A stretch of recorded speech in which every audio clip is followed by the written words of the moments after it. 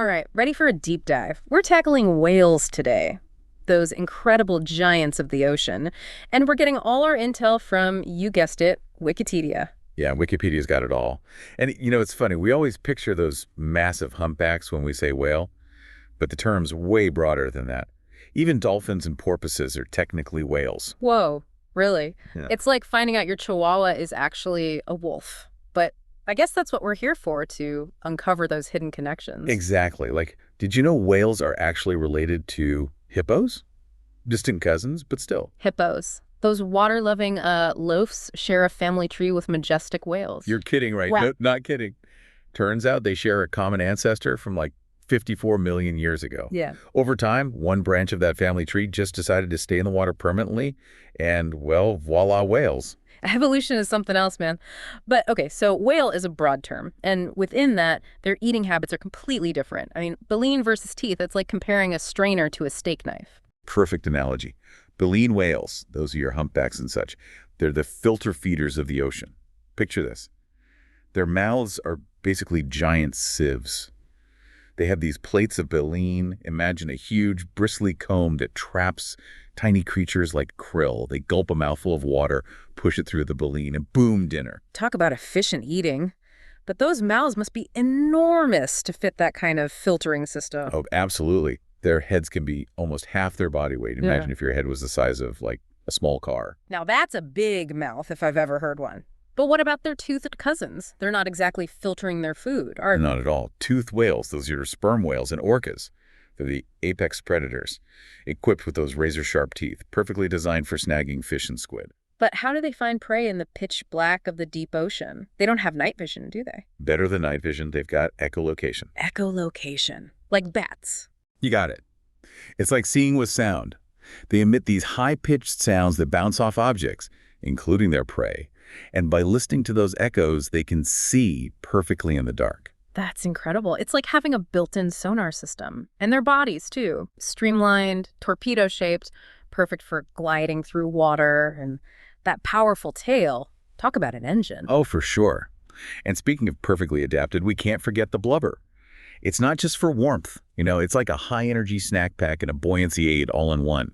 Keeps them warm, gives them energy for those long migrations, and helps them float, too. Talk about a multitasker. Blubber is like the Swiss Army knife of whale anatomy. But how do they breathe? I mean, they need air, right? They do. They've got lungs, just like us. So they need to surface regularly for good breath. But instead of a nose on their face, they have a blowhole on top of their head. Trying to breathe through a nostril on your head, now that's a challenge I'm glad I don't have. But seriously, how much air can those lungs hold? Well, a humpback, for instance, can hold a whopping 5,000 liters of air in one breath. That's like a small swimming pool. No wonder they can hold their breath for so long on those deep dives. Exactly. And speaking of those dives, those wouldn't even be possible without another cool adaptation, flexible rib cages. They can actually collapse their rib cage to prevent lung damage from the pressure. Right, their ribs move. Now that's what I call flexible. They're like the contortionists of the ocean. It's pretty incredible. It lets them explore depths we can only dream of. Okay, so we've talked about how whales eat, breathe, even see with sound. But what about communication? We've all heard those, haunting whale songs. But is there more to it than just, like, random noises? Oh, definitely. Way more. Those whale songs, especially from humpbacks, they're not just random. It's like their version of epic ballads passed down and evolving over generations. Wait, seriously? They're like the bards of the ocean sharing stories through song. That's amazing. What about other whales, though? Do they all sing? Not all of them sing like the humpbacks do. Toothed whales, for example, they use a wider range of clicks, whistles, pulsed calls, all sorts. It's like their own complex language, conveying info about food, danger, even individual identity, it seems. Wow. So what we just hear as clicks and whistles is actually like full-on conversation for them. It makes you wonder what they're saying. Totally.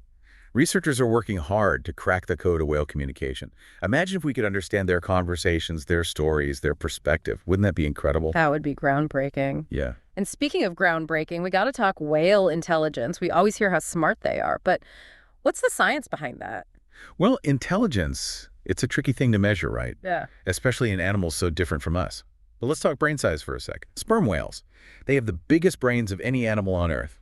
Even bigger than ours. No way, bigger than ours. So does that mean they're, like, smarter than humans? Well, not necessarily. Brain size alone doesn't give the full picture. You see, scientists look at the brain-to-body mass ratio.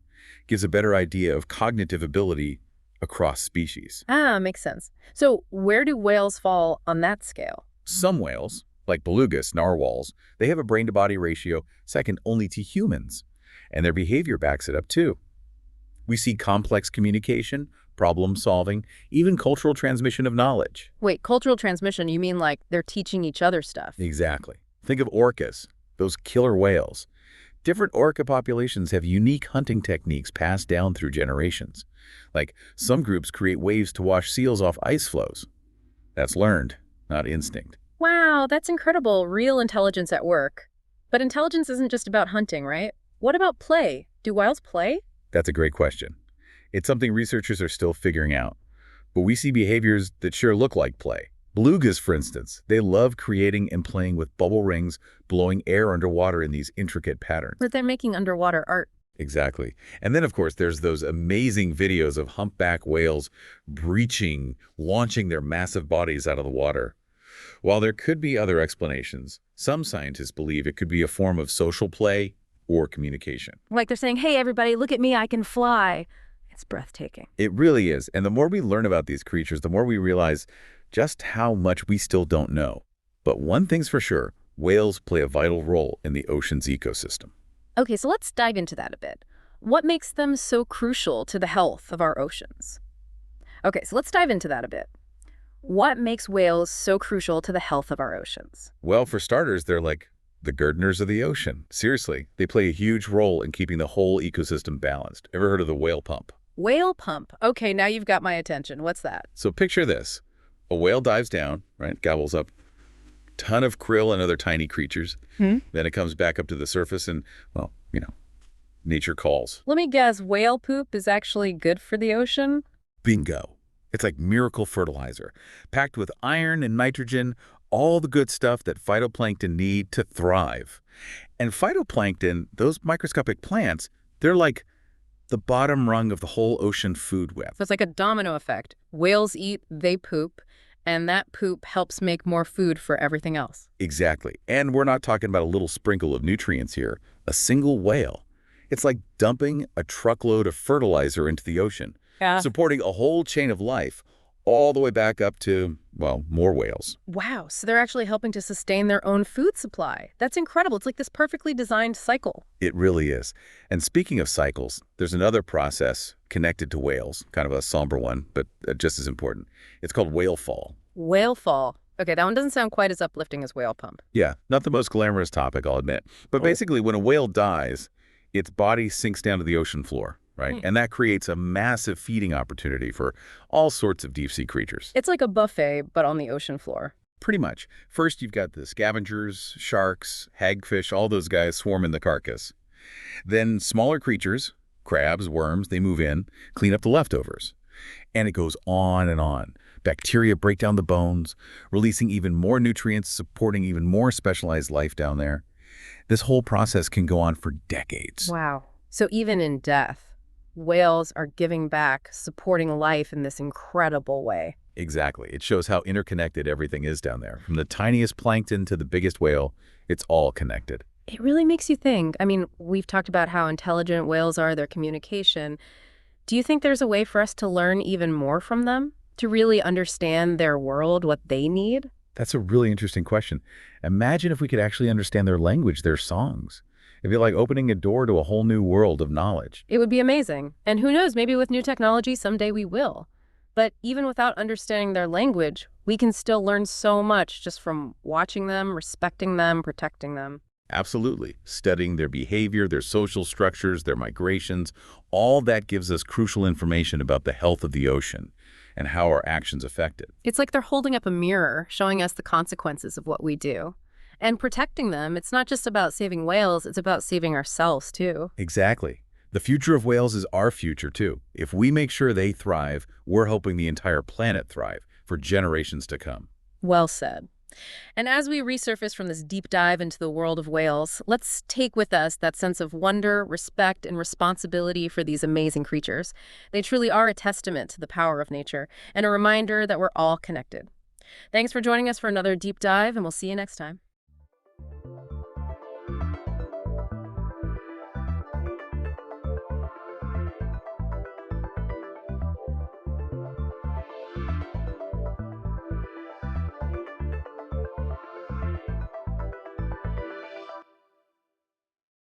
All right, ready to go deep with us today? We're diving into the world of submarine cables. Oh, yeah, those things you never think about, but But they're actually, they are pretty crucial. they're how all our stuff gets online, right? Right. So we're looking at this Wikipedia excerpt. It's all about the history, how important they are, and also, like, all the ways they can go wrong. Well, yeah, and it's not just modern stuff, you know? Like, I when you think about the history of these things, Yeah. it goes way, way back. It's like the whole history of global communication almost. I had no idea. I was reading that the first cables, like way back in the 1850s, Oh, yeah. they just had copper wire coated in this gutta-percha stuff. That was like a natural rubber, I think. Yeah, natural rubber. Imagine that holding up on the ocean floor. I know. And like all the signal problems they must have had. Right, just getting a clear signal through. Insulation, all that stuff. It's crazy to think that they even started with the English Channel way back in 1851. That was the first one. It's wild. Then it's sharks, whales, storms. I know. You read about those early cables and you just think, How did they even do it? They must have had so many problems. Right. But they kept at it. That's what got us to the transatlantic cable, right? Yeah, the transatlantic cable. Huge deal. That was like really connecting the world for the first time. Totally. And then you have TAT-T1, the first phone cable across the Atlantic. Suddenly you could call someone across the ocean. Crazy.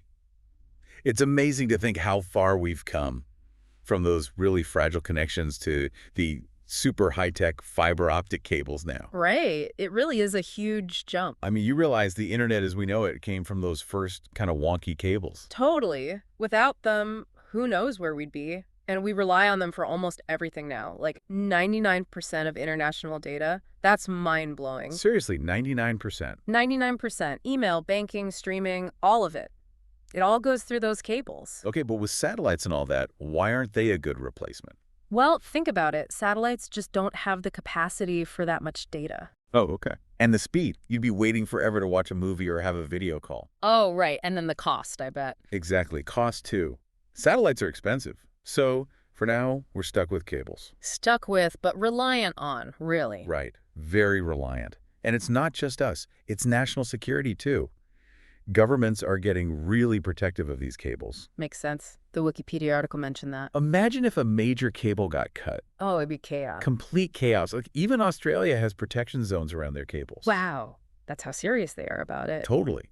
They know how important these cables are. It's not just about the internet slowing down. No. It could mess up the economy, even social stuff. Wow, that's intense.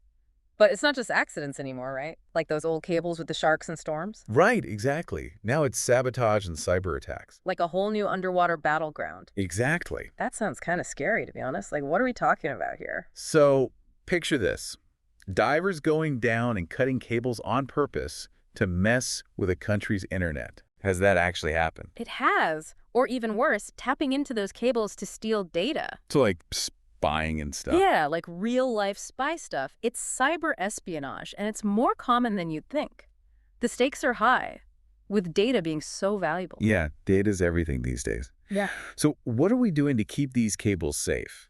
The Wikipedia article mentioned a few things. Yeah, it's a mix of technology, cooperation between countries, maybe even tougher laws, but it's a tough problem. It's not like you can just put a fence around them, right? Exactly. And with all the new tech coming out, like 5G and AI, we need those cables to be even stronger. More data means we need more from those cables. Exactly.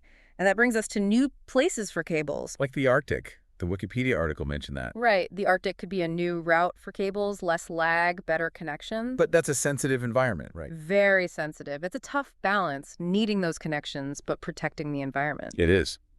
And then there's Antarctica. Still no cables there. I know. That's interesting, isn't it? The only continent without a cable. Why is that? Well, that's a good question. Maybe we can dig into that later. But first, I think we need to talk about organized crime. It's not just about, like, cutting cables in the middle of the ocean, you know? Yeah, it's not that simple. When we talk about organized crime and these cables... The Wikipedia article made it clear that it's way more complicated. So many different levels. Yeah. Like technical stuff, cybersecurity, even geopolitics and laws. There's like, where do you even start? Right, like a fortress with a million doors. Right. And organized crime, they're looking for that one weak spot. So let's start with like the technical stuff. Besides ships dropping anchors, what are we talking about? Well, just think about how hard it is to keep an eye on these things. Oh, yeah. They're miles from land. Thousands of kilometers deep down in the ocean. It's a huge area. Right, so monitoring them, protecting them, it's a nightmare. Like guarding that fence across a continent. And then there's the technology for attacking them. It's getting more and more advanced. Like, the Wikipedia article even mentioned UUVs. UUVs. Unmanned underwater vehicles. Basically, underwater drones. Okay, so we're talking like explosives or something. Maybe not explosives, but imagine a drone with a cutting tool. Oh, wow. Just snipping a cable in some strategic spot. Chaos. And they can do that on their own. Yeah, autonomously. Super hard to detect. That sounds like a movie. Right. But it's real. And even without fancy drones, remember that thing in Egypt in 2013? Divers cutting the cable. Yeah, they actually arrested those guys. It slowed down the whole country's internet. So even something simple can cause huge problems. Totally. And what's even crazier is that a lot of the information about where these cables are, it's public. Seriously, anyone can find that out. Well, not exact locations, but you can get a general idea. And that's enough for someone who wants to cause trouble. That's a little worrying. Yeah. So how do we even stop them? Well, one way is to bury the cables, especially in shallower water. Makes them harder to get to. Right. Less chance of accidents or sabotage. But it's not always easy to bury them, especially in deeper areas, or if the seabed is rocky. Right, right. So for the parts that are exposed. You need other protection. Stronger cables, more patrols, things like that. Oh, like tougher materials. Yeah, they're working on that. Making cables that are harder to tamper with. And some companies are using drones themselves. To protect the cables. Yeah, like underwater security guards. Right. And there's this thing called fiber optic sensing, where the cable itself can detect if someone is messing with it. So it's like using the cable to protect itself. Pretty cool, right? Yeah, it is. But it's still new technology, not perfect. The reality is protecting these things, especially in the middle of the ocean, Really hard. it's really, really hard. And then there's the legal side of it. The Wikipedia article talked about how the laws aren't really up to speed with the technology. Yeah, it's a classic case of the law lagging behind. Like the main international law we have is UNCLS. The UN Convention on the Law of the Sea. Right. It's good for protecting against accidents, but But not so good for intentional stuff. no, not really. It talks about unlawful interference, but it's vague.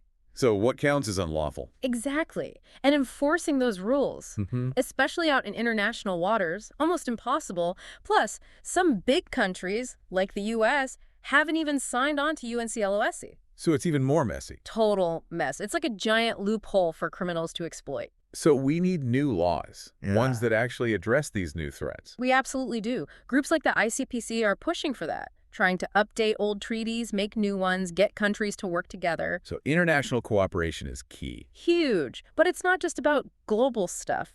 Each country needs to step up too. Like what Australia is doing. Yeah, with those protection zones and rules for new cables, that's a good example. So a mix of national and international laws. Exactly. Because without strong laws and enforcement, these cables are just too vulnerable. Okay, so that's the technical legal stuff. But cybersecurity, the idea of someone hacking a cable underwater, it's kind of mind-blowing. I know, right? How do they even do that? So there are two main ways. One is direct access, like physically tapping into the cable. So you have to actually get to the cable. Yeah, usually near a landing station. So not in the middle of the ocean. Not usually. It takes some skill and equipment, but it can be done. And the goal is to, like, steal the data going through it. Right, intercept data or mess with the signal. But wouldn't that be easy to spot? Not always. Some of these taps are really subtle. So it's a game of cat and mouse, basically. Totally. And then there's the other method, even sneakier, attacking the network systems themselves. Oh, like the software that controls everything. Exactly. If you can hack into that, You can do a lot of damage. chaos. You can reroute traffic, shut things down, even steal sensitive info. Like the Wikipedia article said, cyber espionage is already happening. Yeah. Countries like Russia, the US, UK. Yeah, it's a big deal. These cables are more than just internet connections. They're strategic assets. It's like an underwater spy war. Kinda, yeah, and the consequences are huge. Think about a country's finances or military communications being disrupted. Oh, yeah. That'd be bad. So what can we do? How do we protect those systems? A lot of it is basic cybersecurity stuff. Huh? Strong encryption, monitoring for suspicious activity, that kind of thing. Makes sense. But with cables, it's trickier. The distances are huge. Oh, right. Thousands of kilometers. And regular cybersecurity tools, they're not built for that. Even small delays can cause problems. So we need specialized stuff for cables. We do. And then there's the international aspect. A cyber attack can come from anywhere. That makes it hard to track down. Right. Who do you blame? Who do you prosecute? It needs global cooperation, and that's not always easy. It sounds like a tough problem. It is, and it's constantly changing. As the technology gets better, so do the attacks. So we're always playing catch up. Kinda, yeah. It's a never-ending game. Okay, so we've covered technical stuff, legal stuff, cybersecurity. The Wikipedia article also talked about geopolitics, like with fishing vessels. Ah, yes, the fishing boats. It's not just about fishing, right? It's not. On the surface, it's all innocent, but underneath, There's more going on. So are these fishing boats deliberately messing with cables? well, sometimes it's hard to tell. Accidents happen, especially with all the fishing gear. Oh, right, getting snagged and stuff. But there have been some incidents, particularly with Russian trawlers. The Wikipedia article mentioned those. Yeah, like they've been seen acting suspicious near damaged cables, even going back over the same spot multiple times. So are they doing it on purpose? It makes you wonder, right? So it's like fishing boats as skies. It's not as crazy as it sounds. They can blend in easily, and they have the equipment to cause some damage. And even if you catch them, how do you prove they meant to do it? Exactly. It's that gray area. Like, are they just fishing, or are they up to something else? Classic hybrid warfare. Using something ordinary for a hidden purpose. Right. And this isn't a new thing either. Back in the Cold War, there were cable breaks blamed on Soviet trawlers dragging their nets. So this has been going on for a while. Oh, yeah. These cables have always been a potential target. And with all the tension in the world today, it's even more worrying. So it's not just about protecting against accidents or criminals, it's about protecting against governments, too. That's right. It's a whole different ballgame. So what do we do? How do you even start to deal with that kind of threat? Well, first you have to recognize the problem. See those cables as more than just commercial things. They're critical infrastructure. Essential to national security. Yeah. And then you need strategies.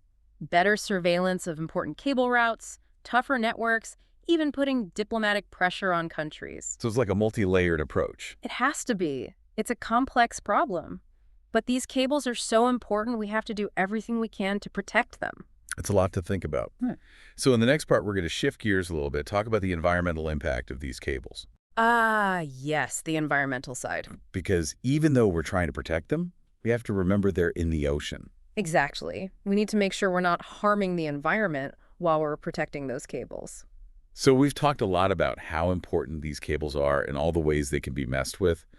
But the Wikipedia article also brought up something else. Oh, right. The environment. The environmental impact, yeah. It's easy to forget they're actually like physical things down there. In the ocean with all the, the Spies. ecosystems and everything. It's not just about sharks and spies, right? Right. So what are we talking about here? What kind of impact do these cables have? Well, the Wikipedia article listed a bunch of things, like how laying them down disrupts the seabed. Okay, yeah. And then, animals getting tangled up in them. Okay. And then, animals getting tangled up in them. And pollution if they get damaged. Right. Even, like, the sound waves and electromagnetic stuff they give off. Could that mess with marine life? So like a lot of different ways that could be affecting things. Yeah, a lot to think about. Let's start with the seabed. What happens when they put a cable down there? Imagine, like, a giant plow or something. Oh, Cutting through the ocean floor. That doesn't sound good. It's definitely disruptive, stirs up the sediment, messes with the habitat for anything living down there. Especially in sensitive areas, I bet. Yeah, like coral reefs or seagrass beds, those are already struggling. So it's like construction on land, but underwater. Kinda, yeah. Big machines digging around. But the good news is, it's usually temporary. Oh, okay. The seabed usually recovers after a while. Plus, they're trying to be more careful now. How so? Better planning so they don't go through the most sensitive areas. And the machines themselves are getting better, less destructive. So less digging and plowing. Yeah, less disruption overall. It's a balance, right? We need those connections, but we have to protect the ocean too. I get it. Makes sense. So what about the animals getting tangled? I always picture whales, those poor things. Yeah, I know. It's not a pretty thought. Those long cables, it's easy for something to get snagged. Especially whales, they travel so far. Yeah, imagine getting caught in one of those. Could be really bad. Injuries, getting stuck, even death. Are they doing anything to prevent that? Burying the cables helps. If they're deeper, less chance of an animal running into them. Right. And they're trying out new cable designs too. Smoother materials so they're less likely to catch on things. Even breakaway sections. Rubbery section. Yeah, like if something does get caught, part of the cable will just detach so the animal can get free. Oh, that's smart. They're even trying to make cables that look more natural, like blend in with the environment so animals don't even see them. So mimicking nature, basically. Exactly. That's pretty cool. Okay, so what about pollution? Like if a cable breaks, does stuff leak out? It can happen. Cables have all sorts of stuff inside. Copper, fiber optics, plastic. Some of it can be nasty if it gets into the water. So a broken cable is like a toxic spill. Not quite. These cables are built to last, lots of protection around them. Plus, they're always monitoring them, watching for any problems. So if something does break, they can fix it quickly. Yeah, hopefully before anything leaks out. But it's definitely a risk to be aware of. And are they making cables from, like, better materials now? They're working on it, biodegradable stuff, things that can be recycled. Oh, good. It's about the long game, thinking about what happens to those cables years, even decades from now. It makes sense. Okay, one last thing from the Wikipedia article. Yeah. The sound waves and electromagnetic stuff. Ah, right. The emissions. That's the tricky one. Can that actually hurt marine life? It's a good question, and scientists are still figuring it out. We know some animals use sound and electromagnetic fields to get around, to communicate, even to hunt. Like sharks and whales. Right. So the worry is these cables could mess with those senses. So, like, they can't find their way or find food. Yeah, that's the idea. But so far, it seems like the levels are pretty low and they spread out quickly in the water. So maybe not a big deal, but still something to keep an eye on. Exactly. We need more research, to be sure. It's all about understanding how this technology is affecting the ocean, even in subtle ways. It's a lot more complicated than just plugging in a cable, huh? Oh, yeah, way more complicated. So as we wrap this up, what's the big takeaway here? What should people remember about these cables? I think it's this. These cables, they're vital, right? They connect the world. But they also remind us that we have a responsibility to the planet. To make sure we're not harming it in the process. Exactly. It's about finding that balance between progress and sustainability. We want to be connected, but not at the expense of the ocean. That's a great point. It's easy to forget about the impact of things we can't see. But even those invisible technologies have real consequences. They do. Well, thanks for taking us on this deep dive. It's been really eye-opening. My pleasure. I always learn something new too, It's fascinating stuff. It is. And thanks to everyone listening for joining us on this deep dive into the world of submarine cables. Until next time.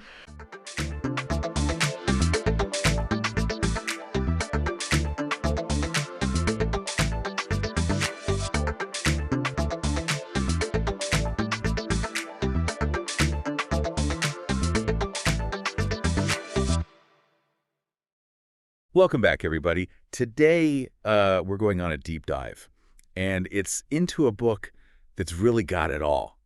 History, legend, and a whole lot of fascination. It's called The Golden Legend. Now, this medieval text was like a one-stop shop for everything you needed to know about saints' lives. It was incredibly popular too. Yeah, I've heard it was even more popular than the Bible at one point. That's right, and considering it was written way back in the 1260s. Wow. By a Dominican friar, Jacobus de Voragine, that level of popularity is really saying something about the book. So what exactly made this book, The Golden Legend, so captivating for medieval readers? Like, what was it about it that really drew them in? Well, I think a good way to think about it is imagine you have a chapter for every single saint or Christian festival, and they're all arranged by, according to the calendar year. So people could just easily look up the saint that was celebrated on any given day. It was informative, easy to access. And for a society that was, so deeply rooted in faith, that was a pretty powerful combination. Yeah. I see. So it was practical, almost like a saint-a-day reference guide. Exactly. But I've also heard that Jacobus had this really unique way of explaining things, particularly when it came to the origins of names. Ah, yes, his etymologies. Right. Let's just say they were a bit more on the imaginative side than what we would consider, accurate today. For example, he explained the name Sylvester, which comes from, meaning from the forest, by connecting it to all sorts of things like light, earth, even converting wild men and being green in contemplation. Green in contemplation. Now that's a creative interpretation. Right. So I guess these explanations weren't exactly, rooted in hardcore linguistic scholarship. Not quite, but that's where it gets interesting because this tells us a lot about how people in the Middle Ages viewed language. They didn't just see like literal meanings. They saw all these layers of symbolism and allegory woven into the words themselves. This is a different way of thinking, of finding like a deeper significance in everything. Yeah. And from what I understand, Jacobus didn't shy away from adding a bit of flair to the saints' lives themselves. Oh, no, not at all. He wove together information from, the official church readings with all these captivating tales of miracles and supernatural events. I mean, it's this blend of, factual detail and dramatic storytelling All right. that makes the Golden Legend so compelling. Okay, so let's talk about some of those stories. I mean, we know the book follows the calendar year, a chapter for each saint, but did Jacobus stick strictly to biographical accounts, or did he kind of venture into other areas? Well, there's one chapter in particular that really stands out. It's one on St. Pelagius. Uh-huh. And instead of just, a straightforward biography, Jacobus actually includes this whole account of the Lombards, who are a Germanic people that invaded Italy. And then, get this, he just dives right into a description of Muhammad's life and the rise of Islam. That's a pretty big detour from a saint's life. So what was his take on Muhammad and Islam, especially, considering this was a medieval Christian text? Well, it's really important to remember the context here. I mean, this was written during a time when Christianity and Islam had this, complex and often very conflicting relationship. Right. The Golden Legend definitely reflects the understanding and attitudes of that era. So in a way, this chapter is like a historical snapshot, offering a glimpse into how medieval Christians viewed the world outside of their own faith. Precisely. And it underscores the value of the Golden Legend as a historical source, right? It lets us step back in time and understand the mindset of that particular era, even if those views don't align with our own today. Now, we can't talk about the Golden Legend without talking about the stories that really, capture the imagination. I'm talking about the miracles, the supernatural events, the kind of things that make you say, did that really happen? No, there are so many of those. Yeah. One that always comes to mind is the story of St. Agatha and the eruption of Mount Etna. Okay. Yeah. So the volcano was threatening the city of Catania, and people were desperate. So they grabbed the cloth that was covering St. Agatha's tomb, and they held it towards the oncoming lava flow. And the eruption miraculously stopped right there. It's almost like a scene from an action movie, with the power of faith holding back the forces of nature. Right. I mean, this story really highlights the belief in the power of saintly relics, doesn't it? Absolutely. For people in the Middle Ages, relics weren't just objects. They were seen as these conduits to divine power, capable of healing, protection, even controlling the elements. I mean, this belief is all over the Golden Legend. Right. It adds this element of awe and wonder to the stories. But amidst all these incredible tales, I heard that Jacobus wasn't always convinced about the authenticity of every story. That's true. There were some stories that he labeled as apocryphal, meaning, doubtful or of questionable origin. For instance, there's this really popular story about St. Margaret being swallowed by a dragon and then bursting out unharmed. Now, Jacobus included it in the Golden Legend, probably because it was so widespread. But he did add this note of caution, suggesting that it shouldn't be taken literally. So even within a book that's filled with these, miracles and fantastical events, there was still this sense of discernment. Right. It's interesting to see how Jacobus navigated that line between, accepted belief and what was maybe considered a bit too incredible, even for the Middle Ages. It really speaks to the complexities of faith and belief. Even within a deeply religious society, people are trying to grapple with these stories, trying to figure out how they fit into their understanding of the world. Now, we've talked about miracles and relics, but no discussion of medieval legends is complete without mentioning dragons. Does the Golden Legend deliver on that front? Oh, it definitely does. All right. Besides the story of St. Margaret and the dragon, there's this very gripping account of St. Sylvester confronting a fearsome dragon that was terrorizing Rome. People were dying from its poisonous breath. Yikes. The city was in chaos, and the emperor turned to St. Sylvester for help. Of course. Guided by a vision from St. Peter, Sylvester goes down into this dragon's lair, binds its mouth shut with a thread, and then seals it with a cross. And the dragon's subdued, and Rome is saved. So it's like a classic hero's journey, but with a saint as the protagonist battling this monstrous dragon.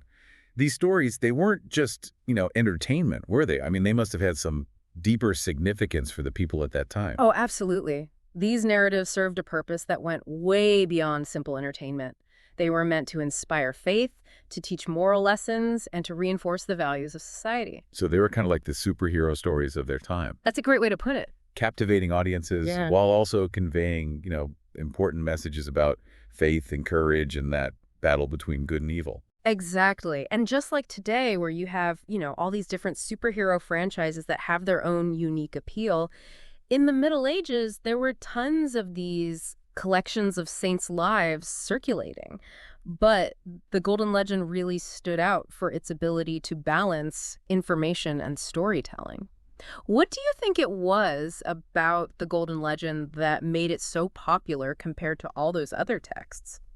I think Jacobus just had this real knack for weaving together, just the right amount of factual detail Yeah. with those captivating tales. Uh-huh. It's like he gave people what they wanted, Right. a little bit of everything. Yeah, a nice mix of learning and entertainment. Exactly.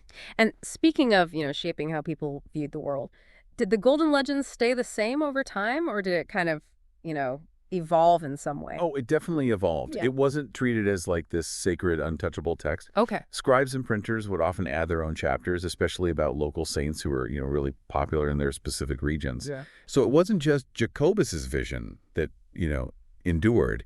It really became this kind of collaborative effort, Yeah. right? Shaped by the communities who embraced it. Each community added its own, its own little flavor, Right. its own local legends, Uh-huh. which made the Golden Legend even more relevant to their lives. It's fascinating to think about how one single book could become so intertwined with, the beliefs and traditions of all these different communities. I mean, this constant adaptation must have played a huge role in the book's lasting popularity, right? Absolutely. It wasn't a one-size-fits-all kind of text, It was adaptable, so it could resonate with a wide variety of audiences Yeah. all across Europe. And this brings us to another really fascinating aspect of the Golden Legend. Okay. Its translations. Right. We mentioned earlier that it was translated into like almost every major European language. Was that just a straightforward process, or were there any challenges in conveying those nuanced stories Yeah. across different, cultures? It was a lot more than just, a word-for-word kind of translation. Uh-huh. The different versions were adapted, modified to fit the cultural context of the, intended audience. So it wasn't just language, it was also about understanding the cultural, the nuances and beliefs of each region. Exactly. I mean, you can think of it as this global phenomenon Yeah. where each region put its own spin on the Golden Legend, incorporating their own local legends and traditions. It's incredible how a book written in the 13th century could have such a widespread and lasting impact. Mm. But its influence wasn't just limited to, religious beliefs, was it? Yeah. Did it kind of extend to other aspects of medieval culture? Without a doubt. Right. You can see its influence in art, literature, even music. I mean, a lot of the paintings and sculptures that depict scenes from the lives of saints Right. were directly inspired by the Golden Legend. So the book served as this, this source of inspiration for all sorts of artistic expression. I mean, those vivid stories of, miracles and dragons and all these, saintly figures Right. must have provided just this incredibly rich material for artists to draw on. Absolutely. And that really speaks to the power of storytelling, doesn't it? I mean, these narratives weren't just confined to the pages of a book. They were woven into the very fabric of the culture. They influenced how people visualized and interpreted their faith and the world around them. It's amazing how a single book could have planted the seeds for such a rich and diverse cultural landscape. It really makes you wonder, what is it about the Golden Legend that still resonates with people today?